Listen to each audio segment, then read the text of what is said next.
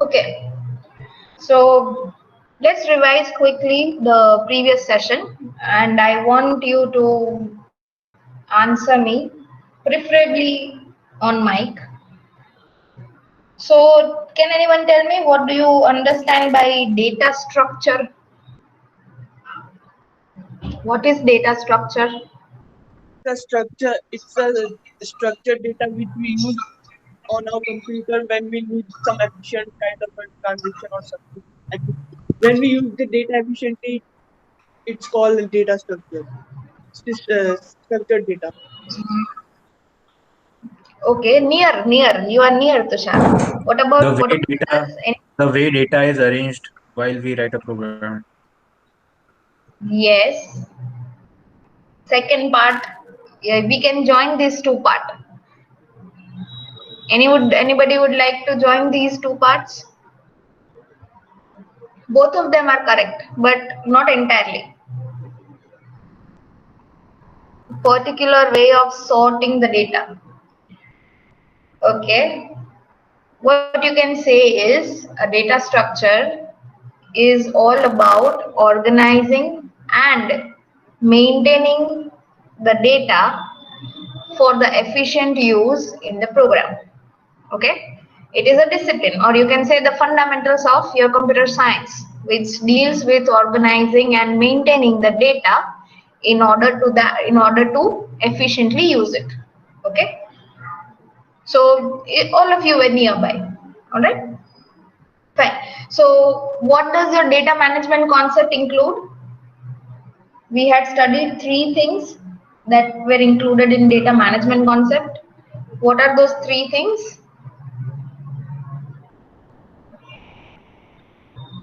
Anybody? You can answer one, you can answer all three. Ma'am, data collection, organization of Yes, data in proper structure, and exactly. maintaining. Yes, ma'am. Okay, that was the first thing. Then second, Ma'am, organization of data. correct. And Vijay, querying won't be coming here. yes, ma'am. And And maintaining for quality. correct. Absolutely right. Developing and maintaining routines for the quality assurance. Okay, organizing the data, managing the data, and developing and maintaining the routines for the quality assurance. Okay, that concepts are included in your data management concepts. Okay, what is data types? What do you understand by data types? Collection of data which can store some type of information. Correct. Specific kind of data storing specific kind of an information. Okay, absolutely right. So what are your types of data type? Okay, let's just go branch wise. In your types of data type, there are two. What are those two types? Linear and Primitive and non-linear. Primitive and non-primitive. Exactly, primitive and non-primitive. In your primitive data types, what kind of data types are included? normal data types like float, int, char, double. Exactly, absolutely right. Character, float, integer, pointers, everything are included in your primitive data types. Now coming to the non-primitive data types. Again, there are two types in non-primitive data types. What are those two types? Linear and non-linear. Exactly. And in linear, what can you recall in linear data types? What were the Array, list? query, list, stacks. Exactly. Views. Array, queues, list, stacks. Okay. And in list, again, we had three types, that is singly linked list, double linked list, and circular linked list. Fine. Now coming to the non-linear data type. In non-linear data type, there were two parts, again, two kinds. Graph. That is your graphs, Trees and exactly, graphs and trees. And what were the types of trees? There were two types which were listed there. Binary. Anyone can remember? Yes, one was binary. Another one was binary search tree. Binary search tree. binary search tree. Exactly. So, you know, now can anyone tell me what do you understand by linear data type? Sequential data. Exactly. The linear data type are stored in sequential manner. Okay. Traversing is in the direction of either forward or backward in your linear data types. Okay. And the examples we have already discussed right now when we discuss the flowchart. Fine. Then we came to non-linear data types. The non-linear data types are not exactly sequentially stored, you can say. Okay, it may be sequential, it may not be sequential. Fine, so that's why they are non-linear data types. And you cannot traverse in single run. That is one of the property which you can identify for non-linear data types. And the examples are your trees and graphs. Fine, so that is what we saw in your introduction chapter number 1.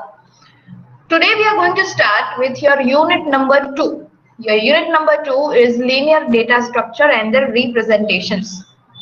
And the very first topic in your unit number 2 is all about arrays. Now from yesterday's quiz time, I could make out that the concept of arrays of all of you are really good. So you won't face any difficulty here understanding the topic. Okay. So today we are starting with your unit number 2, that is your linear data structures and their representations. And the very first topic in your linear data structure, unit number 2, is all about arrays. So what we are going to see, today the representation of your arrays. What is array and how they are represented, or say how they are defined and declared. We are going to see the storage structures for your arrays. We are also going to discuss the sparse matrix and its representations, the kind of arrays, that is 1D array and 2D array. Okay, before discussing the sparse matrix, we are going to see what is 1D array, what is 2D arrays. Okay, and at the end of this topic, we are going to see the application of your arrays.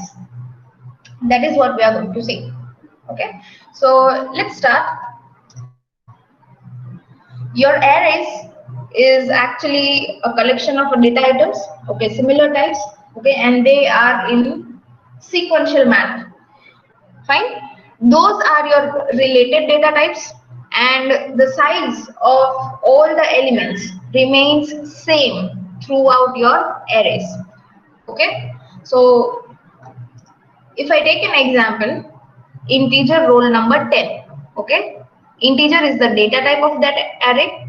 Roll number is the name of the array, and the square brackets inside the number, inside the square brackets, that is the size of an array. Okay, and if you can identify, it is statically allocated array. Size of array is statically allocated.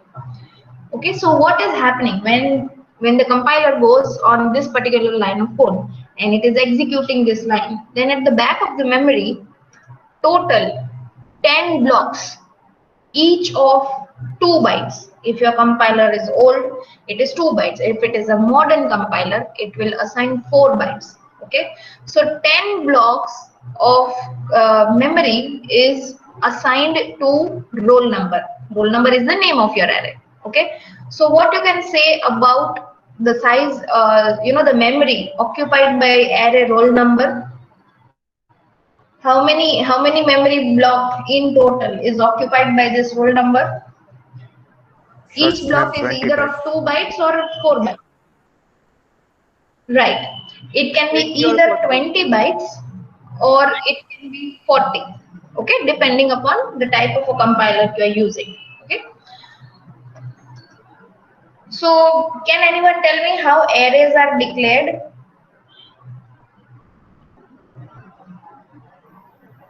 You can write in the chat box this time.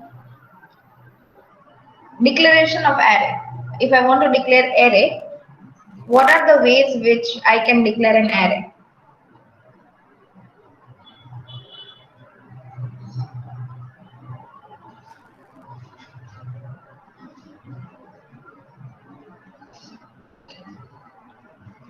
Yes, right.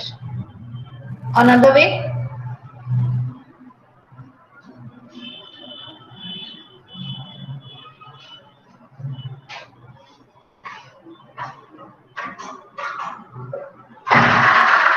Any other way I can declare it?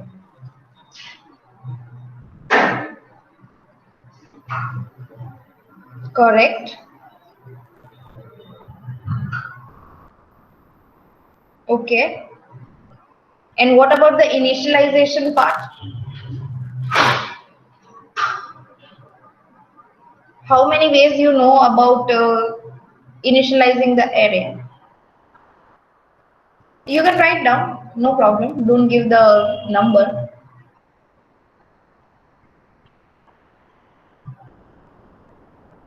Looping, yes, right.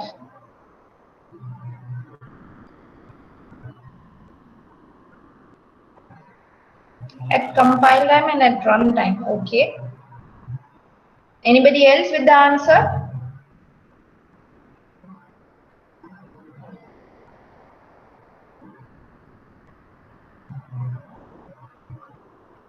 Fine. See, your arrays can be declared as data type, array name, and array size. Okay, this is the general syntax. So if I can give you an example, you can create arrays of various data types. The name can also be of various type, okay, and you are giving the array size. All right, so it can be a array of 10 integers.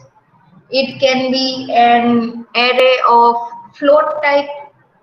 It can be an array of integers, and not necessarily like you have to give integer b and integer x. Okay, you can give it together also. So these are the types. Examples. Few examples I can say. Then how they are initialized? Either you give the size and the values, or directly don't mention the size, integer ARR square brackets equal to 47890. So in this case, the size will be picked up by your compilers, okay, based on the number of values which you are initializing. So this is the examples, okay, of how you can declare and initialize. I'm not going more because I know everybody knows this. So next is how we are going to access the array elements. Let's say I want to print an easy, I'm giving you an easy example first. I want to print all the elements in the array. Or let's say I want to enter all the elements in the array. My array is created. I have declared the array, and I want to enter elements. Let's say 5 elements.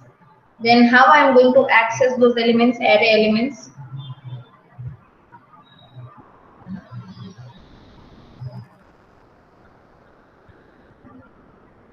Anyone? Correct. With the help of looping and indexing. Now see, each of these arrays are accessed by their indexes. Okay. So this is what we'll start with. If you want to refer any element in your array, then you have to specify the array name and the position number. Position number is nothing but your index. Okay. So the format is array name, inside the square bracket your position number, or you can say the index. In your array, the first element will be always at index number 0. Okay, and the nth element means the size. If you are given n is equals to 5, then the fifth element will be at n minus 1 position. Okay, so C of 0, C of 1, C of 2, C of 3, and C of 4. C of 4, that is n minus 1 element. That means it is the last element. Okay, easy. Everybody would be knowing this much. If not, then this is the kind of a revision for you. So you can see this is an example. Okay, I am having in total an array of 6 elements, right? 3, 1, 2, 3, 4, 5, 6. You can see 6 blocks. The very first element, that is C of 0, is at memory address 100. This 100, 102, 104, 106 is the memory addresses. Okay. The 100th memory address is actually nothing but your C of 0. Okay. So whatever element you are going to enter, it is going to be stored at memory address number 100. But it can be accessed using the index value of this particular array with the help of the position number, or you can say the index number. So 100 is C of 0, 102 is C of 1, 104 is C of 2, 106 is of C of 3, 108 is C of 4, and 110 is of C of 5. Okay, so 6 is the size, C of 5 here is the last here position, and it is verified because n is equals to 6 and 6 minus 1 is 5. So last element is C of 5. Okay. So when you are going to enter the numbers, it is going to be entered in this manner. Okay, one by one, accessing each element with the help of their position number or index numbers.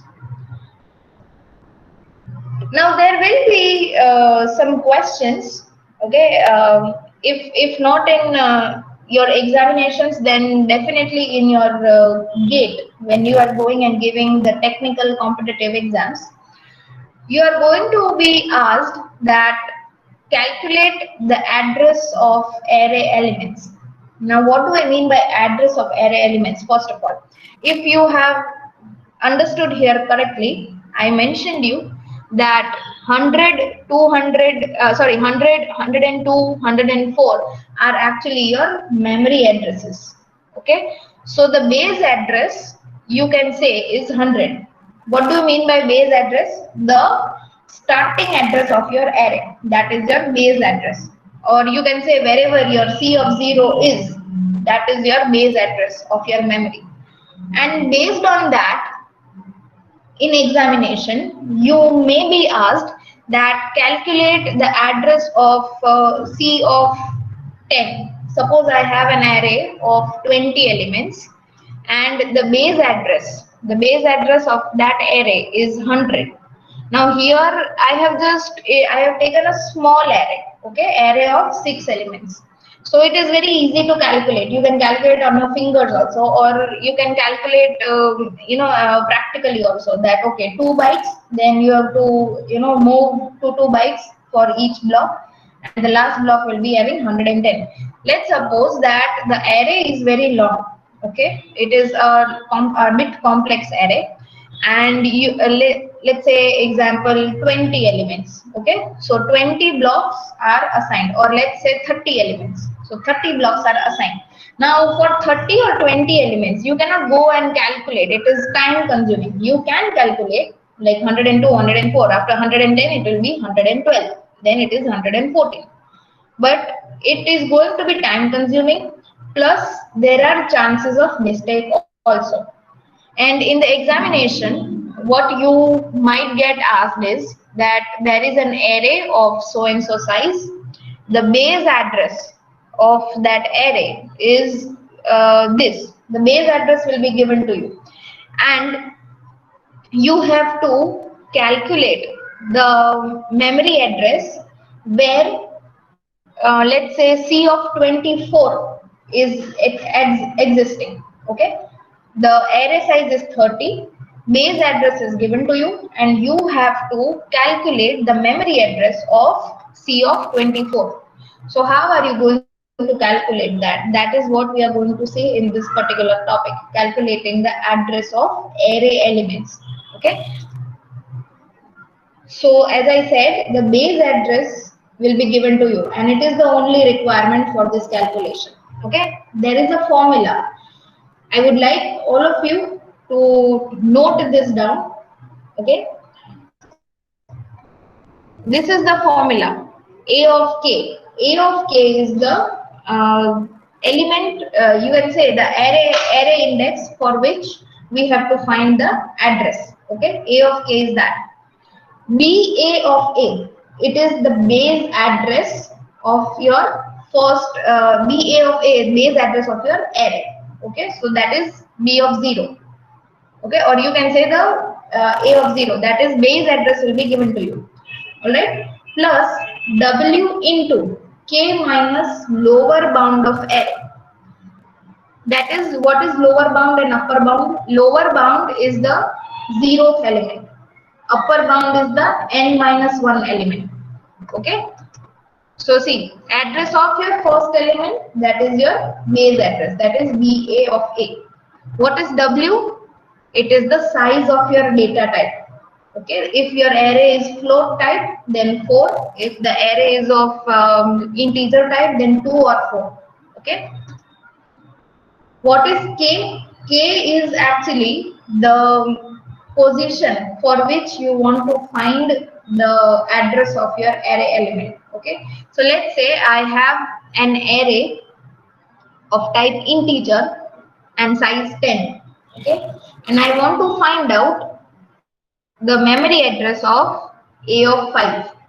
So what I'm going to do, I'm going to take B of A of 0. Okay, BA of 0. Now BA of 0 will be given to you. K is not column number or row number. K is the number, or say the array element or index position for which you are finding the address. Okay, see, observe here. Anybody's mic is unmuted. I'm getting some disturbance here, that's it. Wait.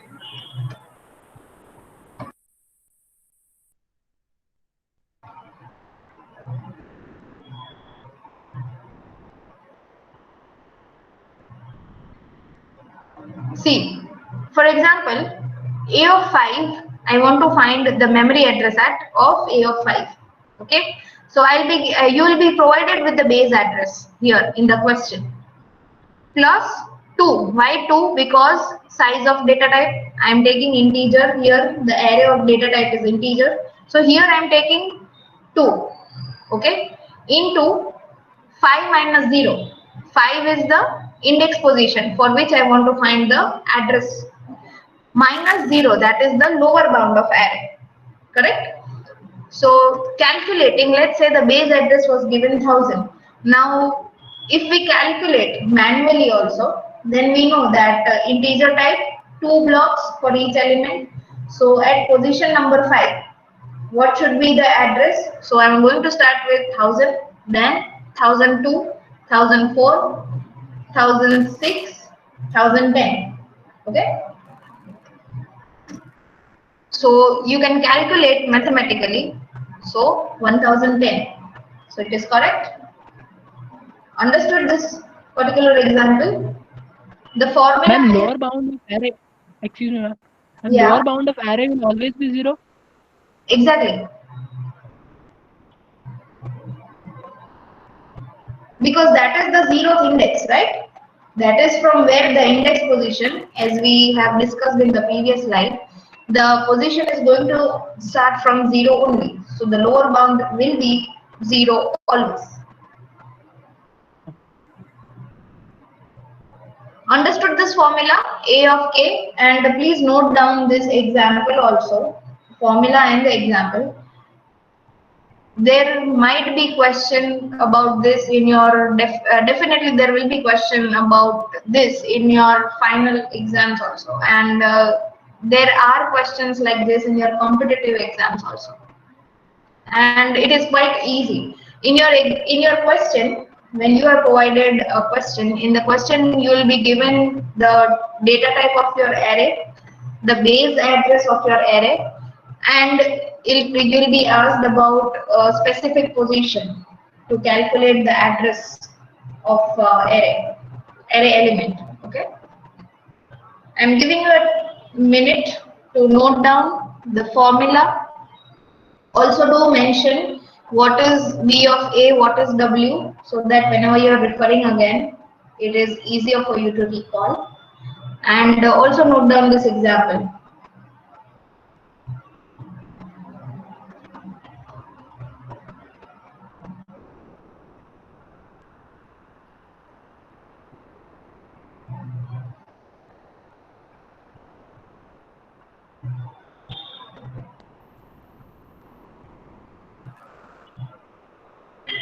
Noted, everybody?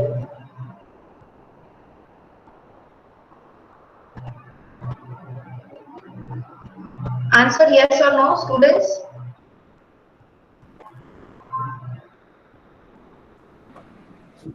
Yes? Ma'am, ma'am, in question W will be given already. No, you have to know the size of data type. Okay, integer, float, double. That much of basic knowledge should be there. That W part won't be given. Yes, you'll be given that what is the type of your array, what kind of a data type is used to declare the array. For example, here it is integer A of 10. So I have given you the integer part. So from that you can make out that for W, either you have to calculate using value number 2 or you have to calculate using value number 4. This kind of question will be usually in MCQs. So if you are going for Ma'am, integer, then I would prefer that you calculate with 2 and 4 both. hello, ma'am. Yes, Mohammed. Ma'am, can you please repeat for the K? What do you want to repeat? I mean, K is exactly what? K. K is the address for which you are finding, K is the index element for which you are finding the memory address. For example, we want to find here the memory address of A of 5. Okay, so K will be 5 here. If I am asking you to calculate the address of A of 10, or say A of 7, then K will be here that particular index number for which you are finding the address. Okay, so for your practice, I have included one question. You have to solve this. There is an array of student. Okay, take the array as integer type. The array size is 8 and the base address, or you can say the starting address, is from 2000, and I want you to find the address of index number 4, that is student of 4. The array is of type integer.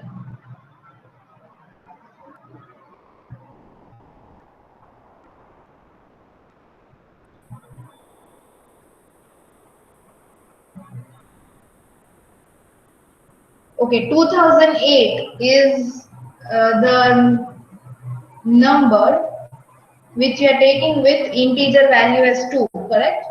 What if we are taking integer value as 4?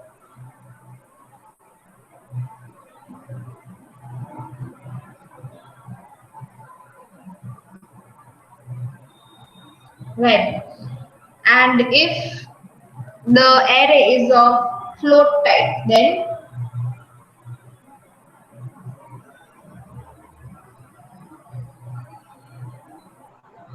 also it will be same. It will be 2016 only. Okay, so this is how you are going to solve. If you are asked in examination anywhere that calculate the address of array element, and base address is given, array is given, and the element for which you want to search the address will be given, then this is how you are going to calculate an answer. Okay, this concept should be clear.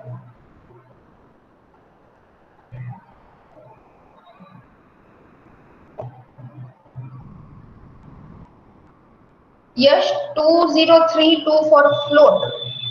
Can you explain that how?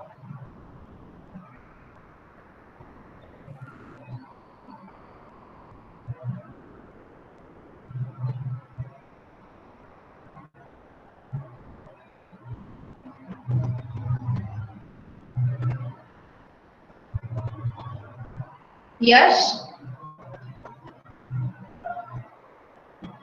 8 byte. Why are you taking float for 8 byte? Float is 4 byte.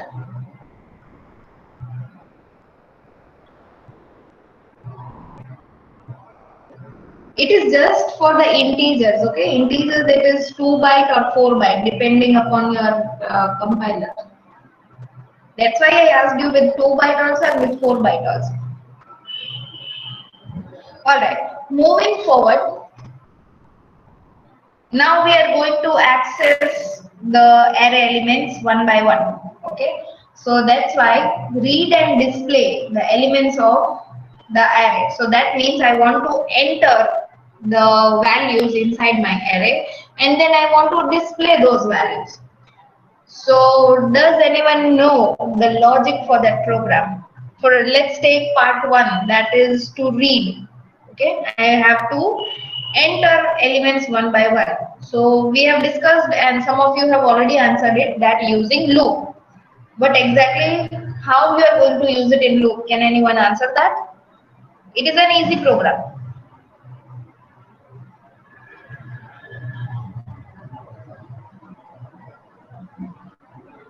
You can either speak, no problem. You can even write, no issues. But I prefer more speaking.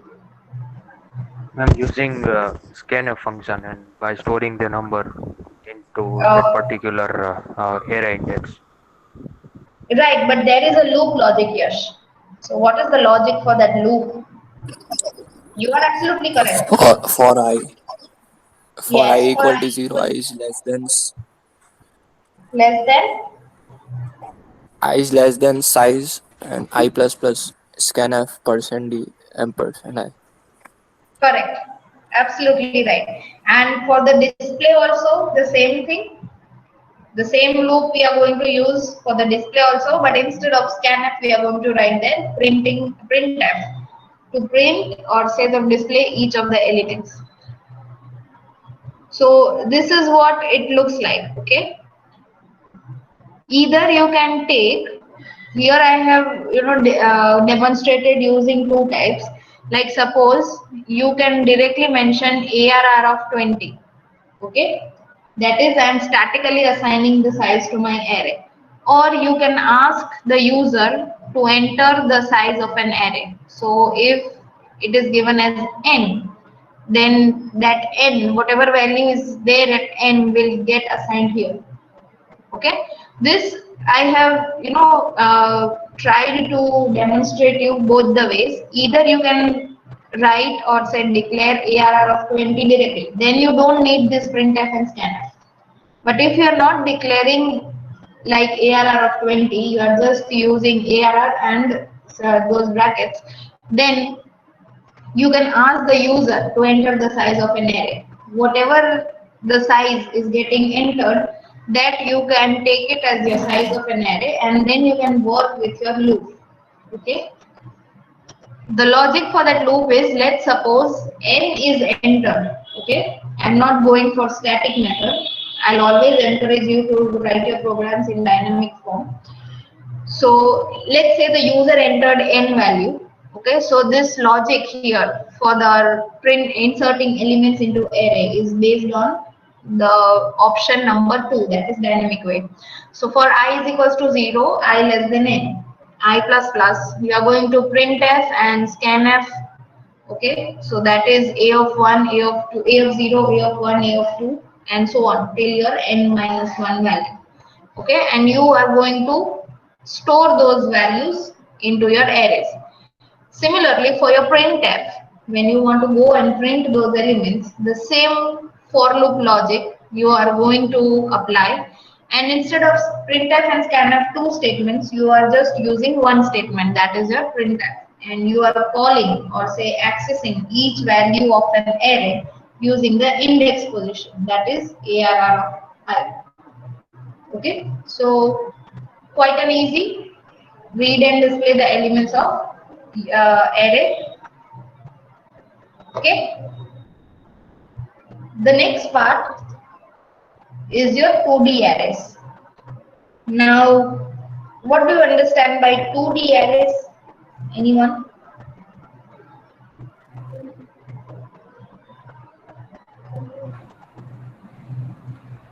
Row and column. Okay, there is row, there is column. Okay. Matrix is an example, Vijay, for 2D array. Your arrays are represented in form of rows and in form of columns. Okay. So you can say that the information which is getting stored in your 2D arrays are in table form. Okay, it can be 3 cross 3, it can be 3 cross 5, it can be 2 cross 2. Okay, and like your one-dimensional arrays, they are homogeneous, right? For example, the seating plan for a room. For example, your examination seating plan. Okay, the students are sitting row-wise and column-wise. Either you are sorted in column-wise or you are organized into row-wise. So, can anyone give me 2 more examples of our day-to-day life where you can observe 2D array?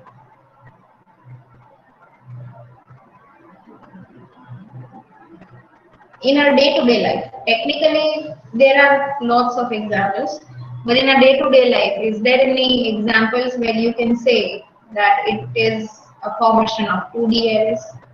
Ties, yes, right? Anything else?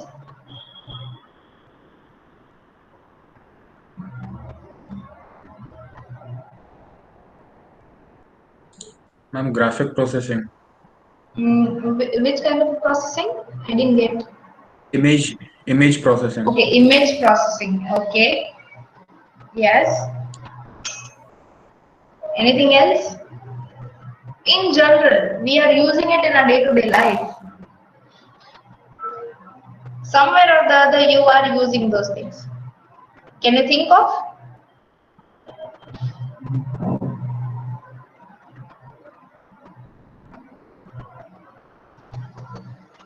Ma'am, as encryption keys and decryption keys. Encryption and decryption pages. Yes, partly, yes. Soundproofing the walls. Exactly how?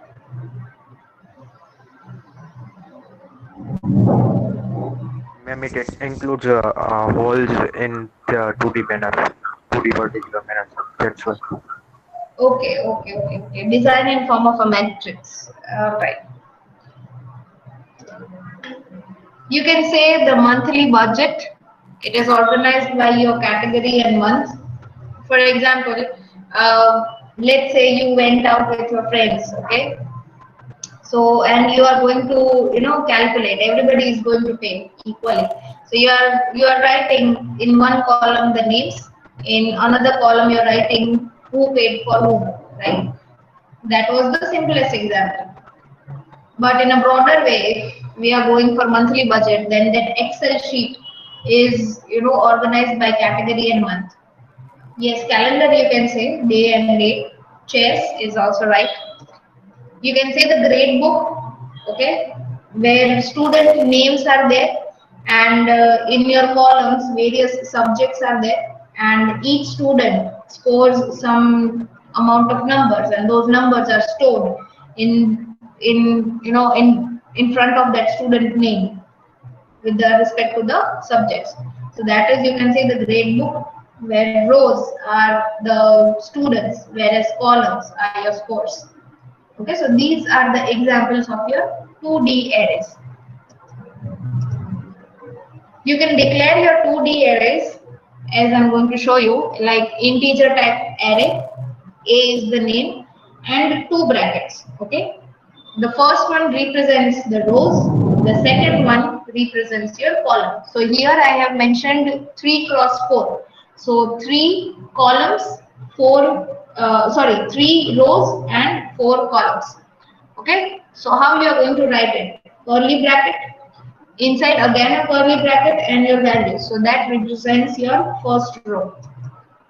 Again the same thing, that is your second row. And the last is your third row. End of the curly bracket and semicolon. Okay. Now you can see elements in each rows are 3. Okay. So first row, second row and third row. Alright. Each row contains 4 columns, 1, 2, 3, 4. Okay. And the row index,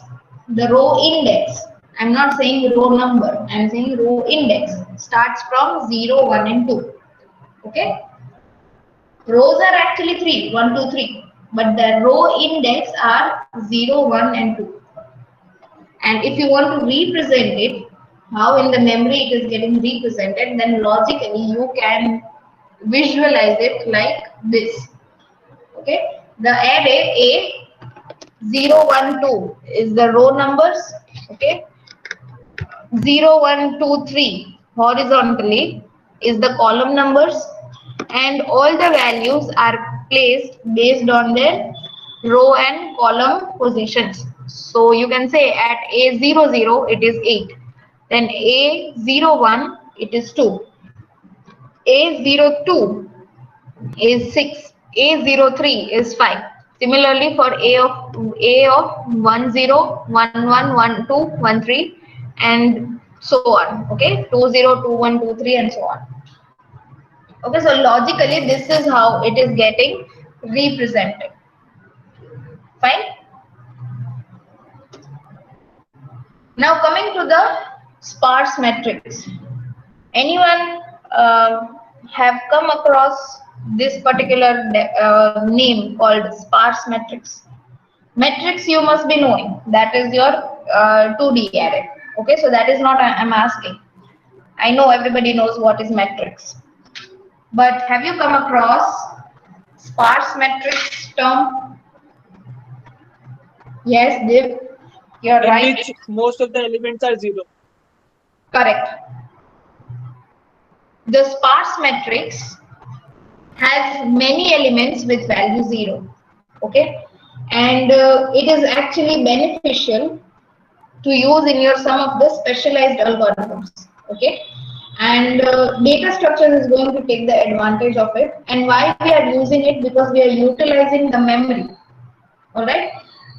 How we are using?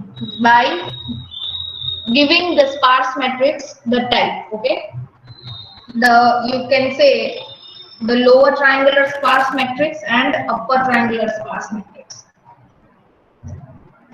What you can say about lower triangular sparse matrix? Elements above the main diagonal are all 0. Okay, all the elements in your matrix. It is a form of matrix. It can be 4 cross 4. It can be 6 cross 6. 6 cross 6. Okay, but the elements above your main diagonal will be having values as 0. When you have such kind of a matrix, then you can say it is a lower triangular sparse matrix. See if you can visualize here. This is the example, and this is my 4 cross 4 matrix. Okay, so the main diagonal, that means this diagonal 1, 3, 1, 2, that is my main diagonal. All the elements above my main diagonal are 0. Okay, see many elements. You can say there is more than 1 zeros there, 0 values. So you can, so it is many elements are 0. So it fulfills the definition of your sparse matrix. And the particular thing, or say the particular pattern is all the elements above my main diagonal are 0. So that comes under my lower triangular sparse matrix. Okay, when you have a matrix of this kind, you can say it is your lower triangular sparse matrix. And to store this, how it is getting stored, or you can say how you can utilize or optimize this memory. Initially it was 2 cross 2 like this. Okay, we came to know that it is a lower triangular sparse matrix. So how we are going to store it? We are going to use your 1D arrays. And those 1D arrays, it is actually going to store only non-zero elements, either column wise, okay, or you can say the row wise. We can complete this, yeah, we can complete this topic, and then I'll take a pause, okay. See, the mapping between your 1D array and 2D matrix can be done in two ways. Okay. First, the row-wise mapping. So your content of that 2D array, okay, will be mapped row-wise.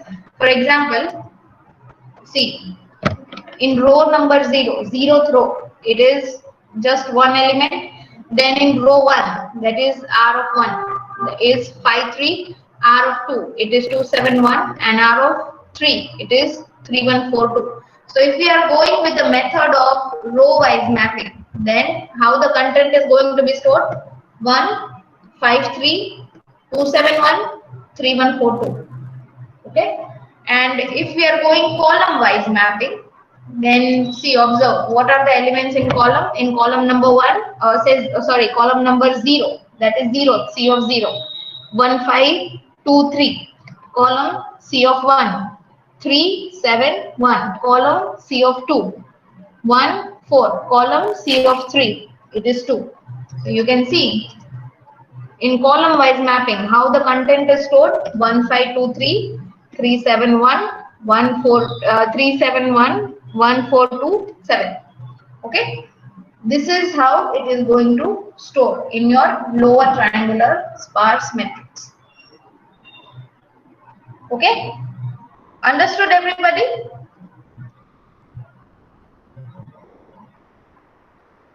I'm going to take a pause here. We are not finished yet with an array. In tomorrow's session, we'll see the upper triangular matrix, benefits of your matrix, applications of sparse matrix, operations of arrays, okay, and at the end, application of arrays. That is what we are going to see in your next session. We are keeping it till here. I hope no doubt in today's session. If any doubt, you can ask me.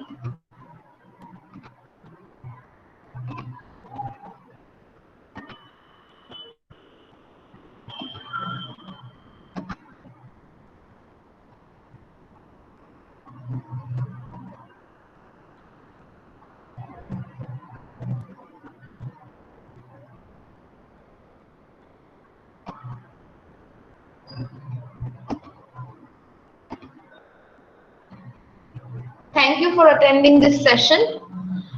We'll continue tomorrow again.